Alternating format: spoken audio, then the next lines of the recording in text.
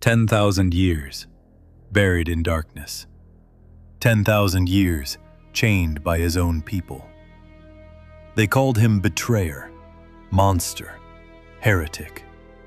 His brother chose duty. His brother chose the forest. And in that choice, Illidan was left behind.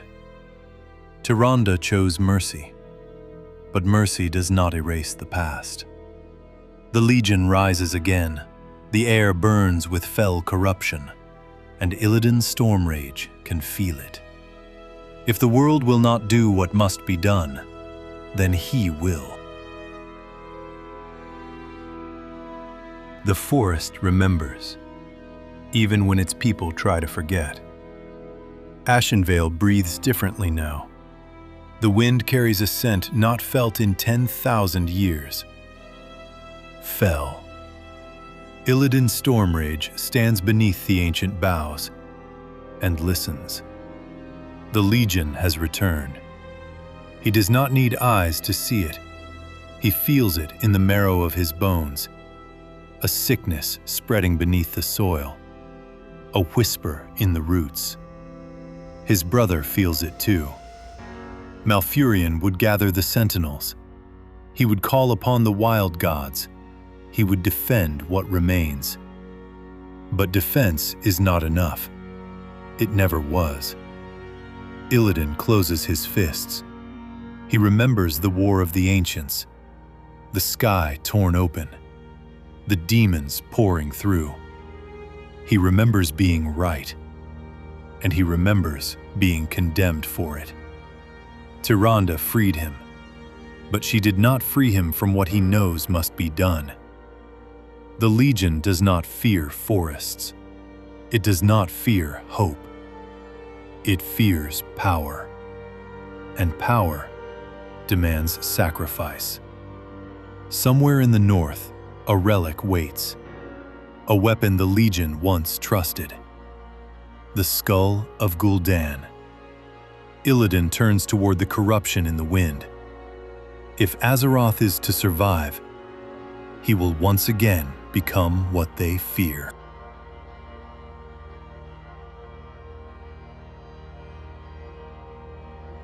The forest would endure. It always had. But this was not a war of roots and branches. This was a war of annihilation. Malfurion spoke of balance, of patience, of trusting the wilds to defend themselves. Illidan had heard those words before. He had watched them fail. The Legion does not retreat from balance. It consumes it. Somewhere beyond the trees, the corruption grows stronger. A relic waits. A power born of demon blood and ambition. The skull of Gul'dan. Malfurion would destroy it. Tyrande would hesitate. Illidan would wield it. Not for glory, not for vengeance, but because someone must be willing to become what is necessary, even if the world calls him monster, even if his brother never forgives him. Illidan turns away from the forest path toward the corruption, toward the north, toward destiny. The forest did not breathe. It listened. Malfurion stood unmoving beneath the ancient canopy, the wolves at his side silent, watchful. Across from him stood his brother, not the scholar of Suramar, not the reckless mage of the well. Something older now, something scarred by eternity. Illidan did not turn fully to face him. His voice came low, calm, controlled. You would bind me again. Malfurion's gaze did not falter. You were bound by your choices. A flicker of green light pulsed beneath Illidan's skin. The earth beneath his feet darkened slightly, not dying, but recoiling. I chose power, Illidan said quietly, when none of you would. The wind shifted.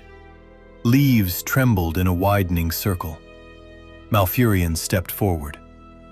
And what did that power cost you? Silence. Then, for the first time, Illidan turned. Blindfold fixed, jaw tight. No rage, only conviction. I will not apologize for saving our people. A pause. The forest began to stir. Roots lifted. Birds scattered from distant branches. Malfurion's eyes glowed like dying embers reigniting. You do not get to decide that alone. The brothers stood separated by more than distance. Between them lay 10,000 years, regret, love, and a war that was never truly over. The forest did not choose a side, not yet, but it felt the storm coming.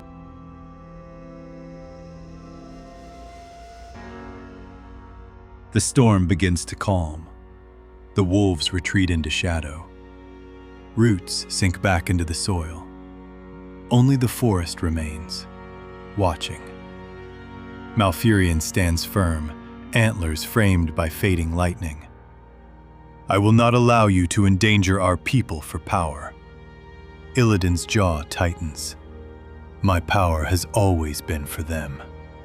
Tyrande steps between them, not as a shield, but as silence. Malfurion's voice lowers. You walk a path that leads only to ruin. Illidan turns slightly toward him. If you refuse the strength needed to protect this world, then do not mourn what follows. A pause. His tattoos glow faintly. I would have been your shield, brother. He looks toward the forest canopy. But if you will not accept a guardian, then pray the forest survives without one. Silence. No more words. He turns away. Not defeated. Not forgiven. Chosen. The forest would not be saved by prayer. It would not be saved by patience, nor by ancient vows whispered beneath dying leaves. It would be saved by power. And so, Illidan turned away from his brother. Not in hatred, not in surrender, but in certainty. If they would not embrace the strength required to survive, he would bear it alone. Toward the one thing that could change everything. The skull of Gul'dan.